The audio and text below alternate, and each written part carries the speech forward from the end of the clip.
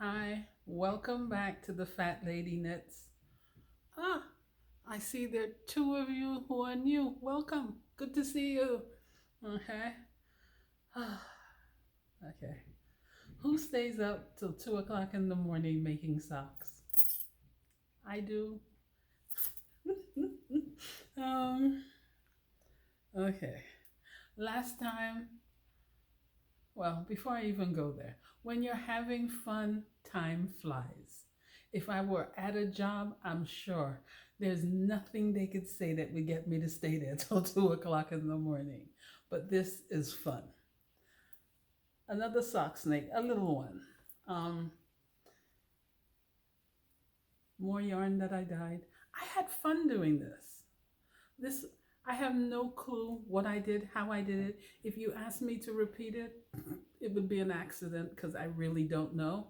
And I've done these are shorties with my picot hem. Oh, and looking at it, let me tell you what I decided. I dyed this yarn. See this color? It's different from what's on the outside. The outside is brighter. This one is dull. I found a way to use up this dull yarn. Put it on the inside of the shorties that I'm making. No one sees it unless someone gets dramatic, puts on a shorty and turns it over. And even then, it doesn't look so bad. It really doesn't. Okay, maybe I should start wearing some of my shorties like this because that looks cute.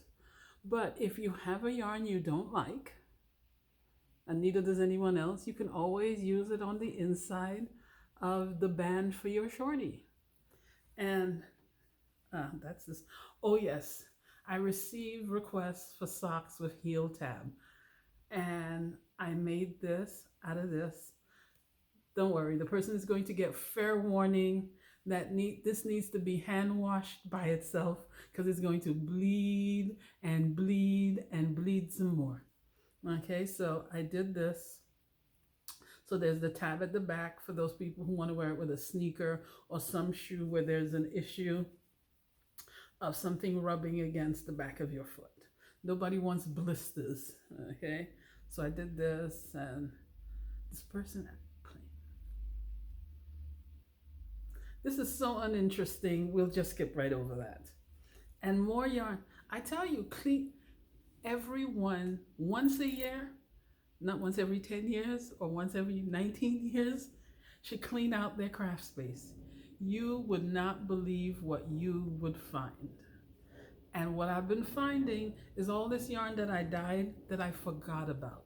If you had been like, what? I'm finding it. And it's not a lot because at the time I had the good sense. I was only doing like 50 grams at a time. So I can make some shorties with these. So that's another little snake. I cannot now say I'm bored. I'm on the train with nothing to do. I am Kitchenering socks like there's no tomorrow. And it's interesting, my last train trip, I'm busy. I've got the reading glasses on and I've got the needle and I'm going back and forth and I'm trying to make sure I get it right. And the train comes to a stop. And this man gets up to leave. And as he goes by, he goes, "Lady, those are really nice." I was like, "Oh, thank you." Who would have thought he was paying attention to what I was doing? Okay. But I would really like to be able to. I like the blue and the yellow in there. And I did it, and there's no green. I'm always pleased when there's no green, but I don't know how I did it. Which reminds me, if you're dyeing yarn for socks, yes, I'm listening to the princess when I catch my mistake. Um, what was I going to say? There are various methods. There are people writing over, using the dye to write names, and especially with sock blanks or draw pictures or put circles and squares. Let me tell you right now, all that is going to get you is stripes. Okay? If you love stripes, it's awesome. But you see how, or sometimes they have this color going down the sock blank, followed by another color. Instead of going across, you're going, whether you go up, no, up or down, across, so back and forward, a diagonal. Nine times out of 10, you're going to get stripes. Okay? This was my attempt to do speckles, but I have a heavy hand. Okay? So the next that I do, it should be more speckly. Because with this, I tried to dye the sock yellow, then added speckles, but I got carried away. So that didn't happen. But I like this. And the person I'm giving it to is a fan of red. She likes a pop of color. So that's going to work for her. So that's another snake I have to put to bed. Okay. And what else? Oh, let me tell you, I had so much fun, but it was frustrating. I got it into my head because I see people. Okay, I started two sentences for two different thoughts. Let's go back. I got it into my head that just because socks are made in the circular sock machine does not mean that you can't put a pattern near the toe the way the hand knitters do. Okay, and I see people making their socks and they putting that pattern near the toe, and I was like, we can do that too. So I sat down at Blue. I can't believe how wonderfully that machine is working. I would swear that they had taken away the first machine and given me a clone, okay? Which tells me that for all those years that I was cussing and carrying on, it wasn't the machine, it was me. Isn't that terrible? The machine is working like a dream. It has a knocking sound that I don't like. I notice that as I get older, I'm sensitive to sound, which makes sense because we have a princess in the family, actually two. They're sensitive to noise, like three. I guess there's something going on with us in our auditory whatever, that noise gets on our nerves. But as I said, Blue is working like a dream. And I'm wondering if I could get her color changed. She's working so well. I'm like, I think I'll retire the name the Blue Devil. But it's probably too much trouble because mailing something that heavy from here to Canada, that's just asking for trouble. USPS, okay. Getting back to socks. So I decided to try this, okay? And the stitch worked. I like it, but it was too busy. The yarn I chose to experiment on, I thought the pink would really show up on the blue. It does, but the blue is a little too busy. I think for this is not going to hold your interest. It just looks weird.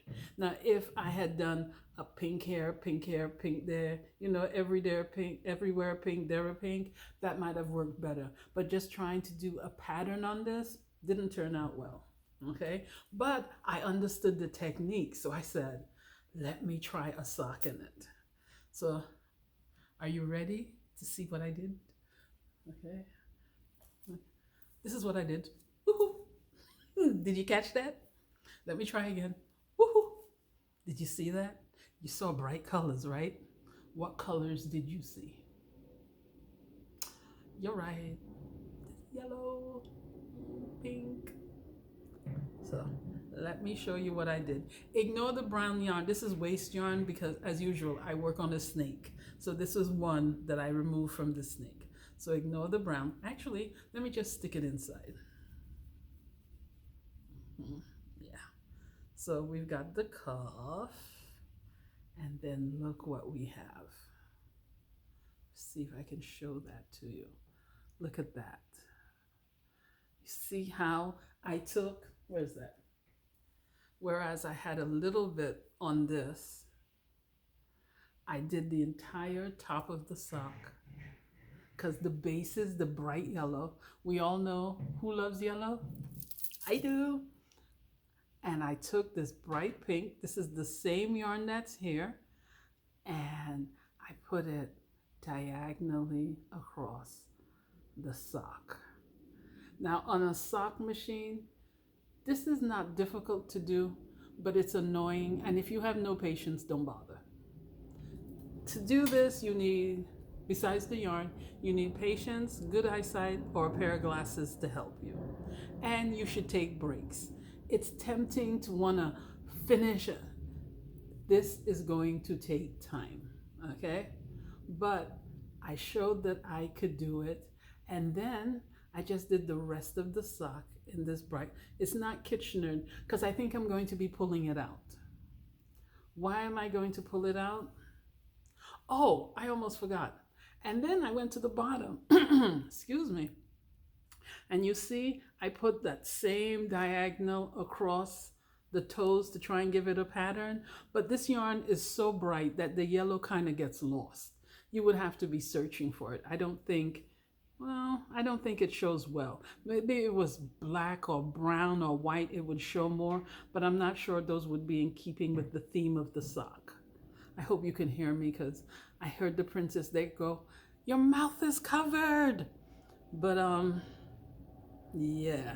So I think I'll be taking this out, which is a shame because this was a lot of work. I'm really, I hope it's showing. I'm really pleased with the way it came out, but I did have one other issue. What was my issue? The back. The stitches didn't, I forgot. I'm working in a circle. There's a jog because the beginning of one row and the end of the other, one is on top of the other. So the stitches didn't align at that, so it created a seam. I don't like that.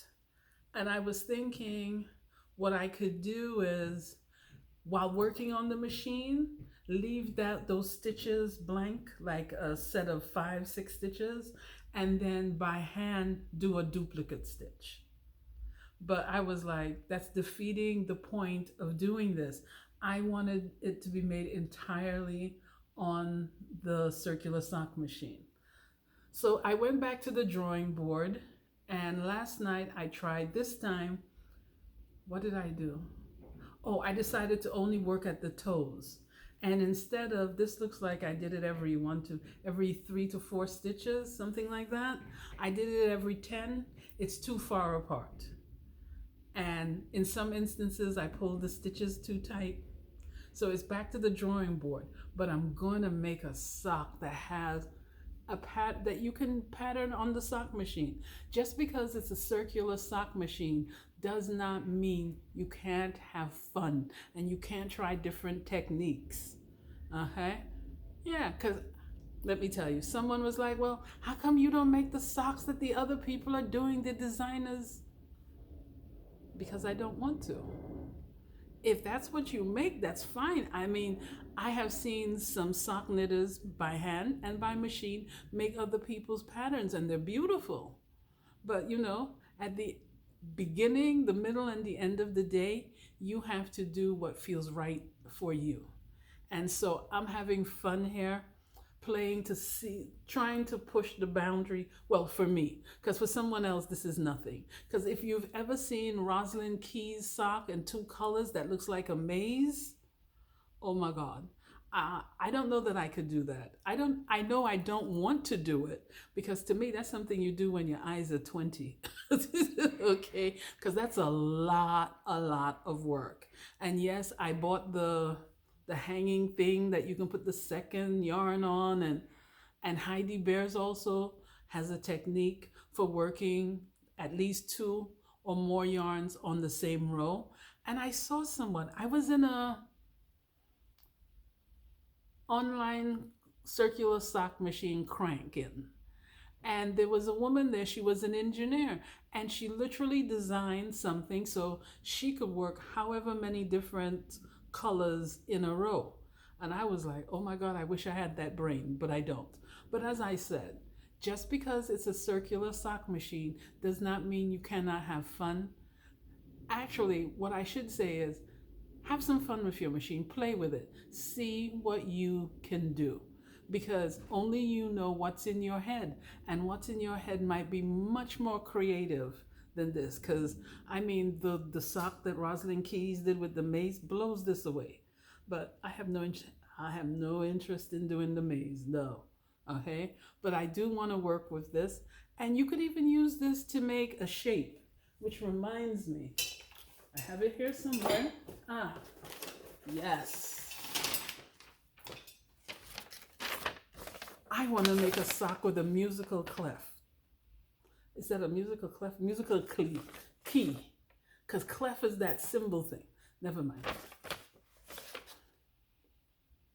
But you know what? Now that I'm looking at it, do I really want to do this? You know what I really wanted to do? I wanted to do Kokopelli, the humpback flute player from the Navajo people, but I don't know if that's cultural appropriation. I don't know if it would be considered an insult if I put it on the sock. So I probably need to leave that alone, okay?